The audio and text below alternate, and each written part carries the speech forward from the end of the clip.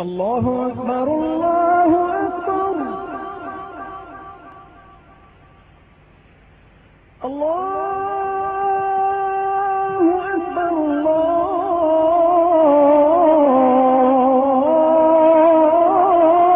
Akbar.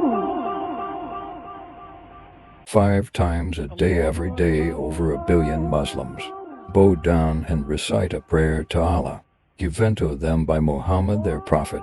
Every day, 5 times a day, they face a black rock in the holy city of Mecca and submit themselves afresh to the religion of Islam. Every day, they bow as a corporate group all around the world to express their solidarity as followers of Islam, for whom Muhammad, peace be upon him, is their prophet. The Quran is their scripture, and Mecca is their holy city.